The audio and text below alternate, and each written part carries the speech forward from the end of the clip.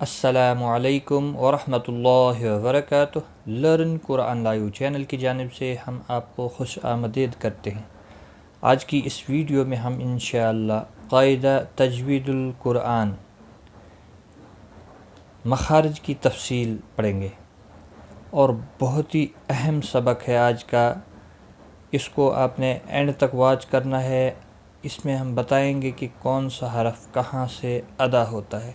اس کے بعد ہمارا جب لیسن نمبر 1 آئے گا تو اس میں ہمیں بہت آسانی ہوگی۔ حروف مفردات، اس سے پہلے ہم اس کو اچھی طرح سے جان لیں تاکہ آگے جو اسباق آئیں گے اس میں ہمیں آسانی ہو۔ تو شروع کرتے ہیں۔ اعوذ باللہ من الشیطان الرجیم، بسم اللہ الرحمن الرحیم۔ مخارج کی تفصیل۔ مخرج کے لغوی معنی نکلنے کی جگہ، یعنی جہاں سے حرف نکلتا ہے اس جگہ کو مخرج کہتے ہیں۔ انگلش میں آپ ایگزٹ کہتے ہیں، جس طرح سے بڑے بڑے ہالوں میں یا عرب ممالک میں دروازے کے اوپر مخرج لکھا ہوتا ہے، یعنی نکلنے کی جگہ، ایگزٹ۔ اسی طرح سے جہاں سے حرف ادا ہوتے ہیں اس کو مخرج کہتے ہیں، نکلنے کی جگہ۔ اور اصطلاح تجوید میں جس جگہ سے حرف ادا ہوتا ہے اسے مخرج کہتے ہیں۔ یہ دیکھو یہاں کی ڈیفینیشن بھی آ گئی۔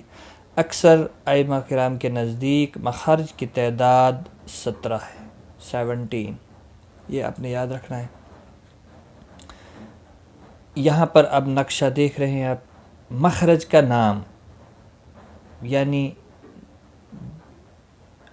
جہاں سے حرف ادا ہوتے ہیں ان کے مخرج کا نام کیا ہے وہ یہاں پر درج ہے۔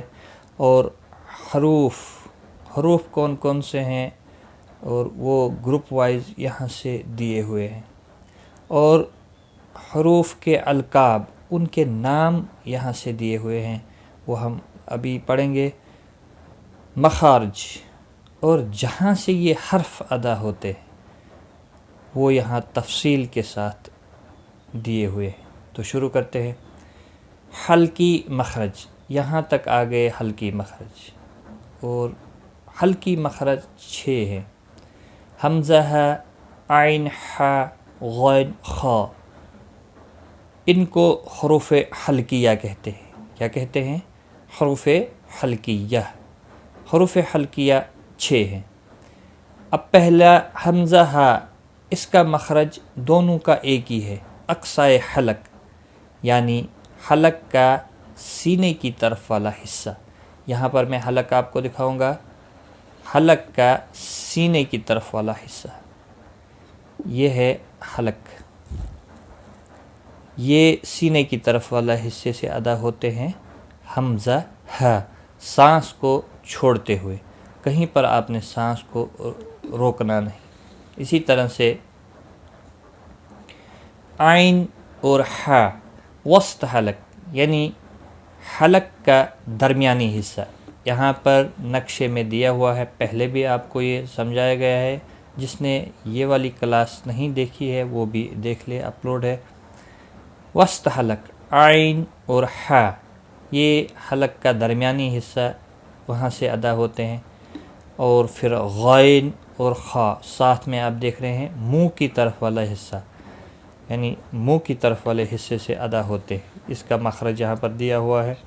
ادنائے حلق، یعنی منہ کی طرف والا حصہ، یعنی حلق کا منہ کی طرف والا حصہ، یہ اس کا مخرج ہے۔ یہ آپ کو زبانی یاد ہونے چاہیے۔ اقصائے حلق، یعنی حلق کا سینے کی طرف والا حصہ۔ وسط حلق، درمیانی، یعنی حلق کا درمیانی حصہ۔ ادنائے حلق، یعنی حلق کا منہ کی طرف والا حصہ۔ اب آتے ہیں آگے لسانی مخارج۔ یہاں سے لسانی مخارج شروع ہو گئے، لسان زبان کو کہتے ہیں۔ لسانی مخارج میں سب سے پہلا جوڑا جو ہے وہ ہے قاف اور کاف، جن کو حروف لہویہ کہتے ہیں۔ لہویہ، ٹھیک ہے. قوف اور کاف، یہ موٹا قوف ہے، یہ باریک کاف ہے. قوف کو کہاں سے ادا کرتے ہیں؟ زبان کی جڑ اور اس کے مقابل اوپر کا تالو، یہ آپ نے یاد رکھنا ہے. اور یہاں پر مشق بھی آپ نے کرنی ہے. یہاں پہ دیا ہوا ہے، یہ دیکھو قوا، جہاں پر قوا ہوتا ہے وہ لٹک جیسی جو آپ کے منہ کے اندر ہوتی ہے، وہاں سے قوف ادا ہوتا ہے، اور وہاں اسی لٹک کے آگے سے تھوڑا باریک کیف بھی ادا ہوتا ہے. قوف، قوف تھوڑا جھٹکے کے ساتھ، کیف باریک آواز میں. تو یہ جو ہے نقشہ، اس میں بھی آپ دیکھ سکتے ہیں. یہ پہلی کلاس بھی اپلوڈ ہے، اس میں دیکھ لیجئے گا. لسانی مخرج میں قوف، کیف. زبان، یہ جو کاف ہے باریک والا، زبان کی جڑ کچھ اور اوپر کا حصہ اور اس کے مقابل اوپر کا تالو، آپ سمجھ گئے ہوں گے. اور لسانی مخارج میں ہی جیم، شین، یا، حروف شجریہ، ان تینوں حرفوں کا نام جو ہے وہ ہے حروف شجریہ. زبان کا بیچ اور اس کے مقابل اوپر کا تالو، زبان کا بیچ والا حصہ اور اوپر کا تالو، یعنی منہ کے درمیانی حصے سے ادا ہوتے ہیں. اس کے بعد ہے ضاد. حروف حافیہ یہ ایک ہی ہے. حروف شجریہ 3 ہیں، حروف حافیہ ایک ہے، اس کو ضاد کہتے ہیں. اور اس کو کیسے ادا کرنا ہے؟ زبان کی کروٹ اور اوپر کے دہاڑوں کی جڑ سے ادا ہوتا ہے. زبان کی کروٹ، اب نقشہ دیکھتے ہیں تھوڑا. زبان کی کروٹ، یہ جو آپ دیکھ رہے ہیں پنک کلر، یہ یہاں سے ضاد، یہ زبان کی کروٹ ہے. اور اوپر کے دہاڑوں کون سی ہیں؟ یہ دہاڑیں شروع ہو گئی، دواحق، طواحن، دہاڑیں، ان کی جڑ سے، یہ ہے جڑ ان کی. کروٹ یعنی اس طرح سے چونچ بنا کر ضاد ادا ہوتا ہے. اس کے آگے حرف حافیہ ایک ہی ہے. اس کے بعد آتا ہے لام، نون، را، حروف طرفیہ، ان کو حروف طرفیہ کہتے ہیں. لام کہاں سے ادا ہوتا ہے؟ زبان کا کنارہ ایک ضاحک سے لے کر دوسرے ضاحک تک کے مسوڑوں سے ادا ہوتا ہے. اب وہ دیکھنا ہے وہ ضاحک کہاں پر ہے. یہاں پر آپ دیکھیں پنک کلر، ان کے مسوڑوں سے زبان یہاں پر ٹچ ہونی چاہیے. تو یہاں سے لام جب آپ پڑھیں گے تو ادا ہوگا انشاءاللہ، لام ادا ہوتا ہے. اسی طرح سے نون، نون زبان کا کنارہ ایک ناب سے لے کر دوسرے ناب تک کے دانتوں کے مسوڑوں سے ادا ہوتا ہے. اب انیاب دیکھنے ہیں کہاں پر ہیں. یہ ہے دواحق کے سامنے انیاب، ناب، یہاں ان کی جڑ کے ساتھ نون، جب زبان ٹکرائے گی تو پھر نون ادا ہوگا، نون. اور ہونٹ بھی گولائی اختیار کرتے ہیں اس وقت. را جب بھی خالی ہوتا ہے تو یہ موٹا ہی پڑھا جاتا ہے، را نہیں پڑھنا ہے، را پڑھنا ہے. زبان کا کنارہ اور کچھ زبان کی پشت جبکہ ملے ثنایا علیہ اور ربائی کے مسوڑوں سے، را ثنائے علیہ، یہ ہے ثنائے علیہ، فرنٹ کے 2 دانت اوپر اور ربائی کے مسوڑوں سے، یہ ہے ربائی. را زبان یہاں آپ اس کے مسوڑوں کے ساتھ ٹچ ہو کر پھر را ادا ہوگا. ربائی اور ثنایا، اگلے 2 دانتوں کو ثنایا کہتے ہیں، اوپر والے اور نیچے والے کو سفلا کہتے ہیں.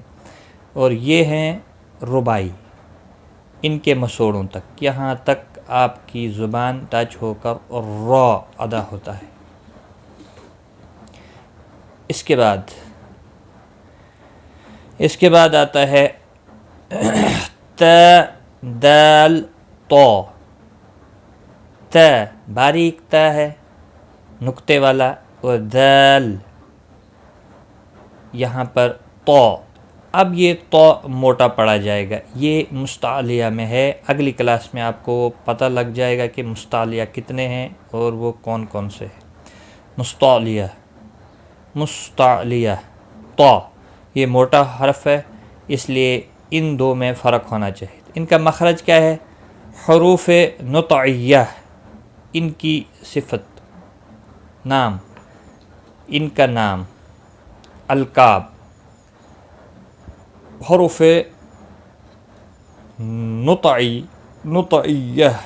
نطعیہ زبان کی نوک اور ثنائے علیہ کی جڑ سے ادا ہوتے ہیں. زبان کی نوک یعنی زبان کی اگلی نوک اور ثنائے علیہ کی جڑ سے ادا ہوتے ہیں. ثنائے علیہ زبان، یہ ہے زبان آپ کی، اس کی نوک اور ثنائے علیہ کے جڑ کے ساتھ یہاں پر ادا ہوتے ہیں. ت دال تو یہاں پر دیے ہوئے ہیں.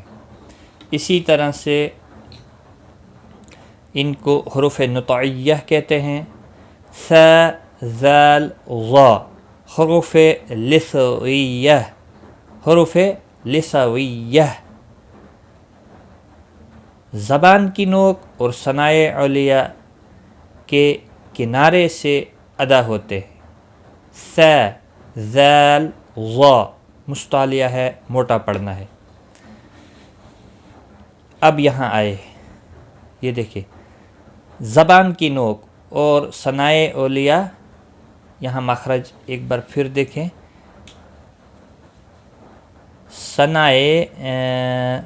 زبان کی نوک اور ثنائے علیہ کا کنارے سے ادا ہوتے ہیں، یعنی جو ثنایا کی تیز دھار ہوتی ہے وہاں سے زبان لگا کر. ظ ذال ث تھوڑا سا زبان کے اوپر دانتوں کو دبا کر، اوپر والے دانتوں کو. ث ذال ظ اس طرح سے اس کا مخرج بنتا ہے. آپ پریکٹس کریں، انشاءاللہ یہ درست ہوگا. آگے اگلے سبق میں اب جب حروف تہجی ہم پڑھیں گے تو اس میں یہ سبق جو ہے بہت مفید اس کے لیے ہے. یہ بیس ہے، آپ یہ نہ سمجھیں کہ یہ ایسے ہے، یہ بیس ہے ان حروف تہجی کو ادا کرنے کے لیے. اس کے بعد آتے ہیں حروف صفیریہ، سٹی والے حروف. ز سین صاد زبان کی نوک سے جب اوپر نیچے کے اگلے دونوں دانت آپس میں ملیں، یعنی ثنائے علیہ اور ثنائے سفلی، اوپر کے دو دانت آگے سے مل جائیں، اس طرح سے حروف صفیریہ ادا ہوتے ہیں. یہاں دیکھیں سین صاد مستعلیہ ہے، موٹا پڑھنا ہے. ز ذال، یہ دیکھو ذال نرمی والا ہے، ز تھوڑا سختی سے ادا ہوتا ہے، سٹی کی آواز آنی چاہیے. ز سین صاد. آگے بڑھتے ہیں. اب شفوی مخارج ہیں. شفوی لسانی مخارج ختم اور شفوی مخارج شروع ہو گئے. یہ 4 ہیں. حروف شفویہ ف ب میم واو. ف کا مخرج ہے ثنائے علیہ کا کنارہ اور نیچے کے ہونٹوں کا تری والا حصہ، نیچے کے ہونٹ کا تری والا حصہ، یعنی ثنائے علیہ کا کنارہ، اوپر والے 2 دانت اور ہونٹ.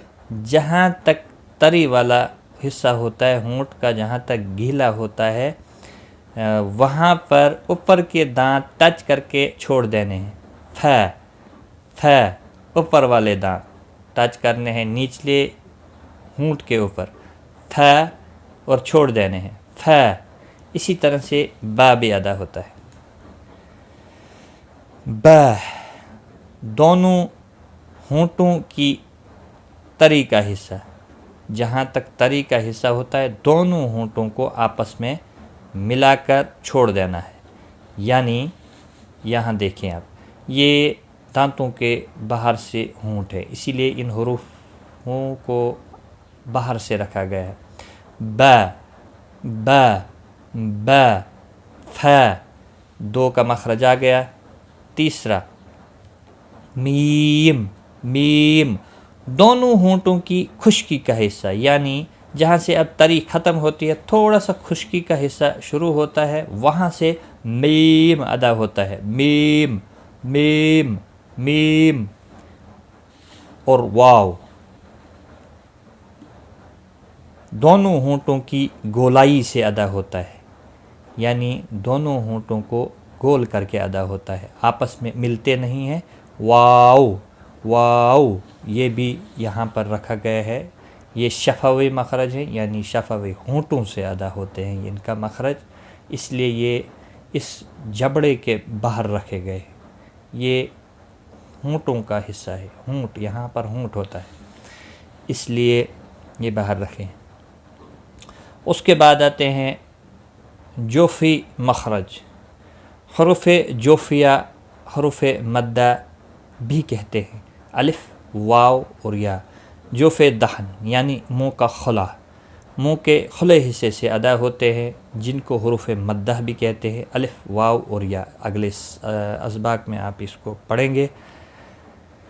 خیشوم، خیشوم کے معنی ہوتے ہیں غنہ. خیشوم یعنی ناک کا بانسا، اس سے گنہ نکلتا ہے. حروف گنہ دو ہے، میم مشدد اور نون مشدد. جب یہ مشدد ہوں تو ان پر گنہ ہوتا ہے. تو گنہ ہم آگے آپ کو سکھائیں گے.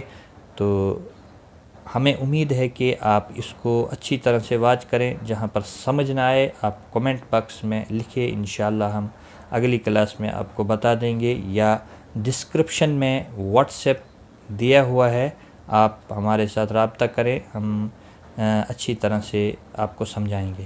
اور جن جن کے پاس یہ بک ہے تو یہ لیسن آپ بک کے اوپر دیکھ لیں اور اچھی طرح سے واچ کر لیں. تو آج کی اس ویڈیو میں بس اتنا ہی. اپنا خیال رکھیں، دعاؤں میں یاد رکھنا. ٹیک کیئر، خدا حافظ.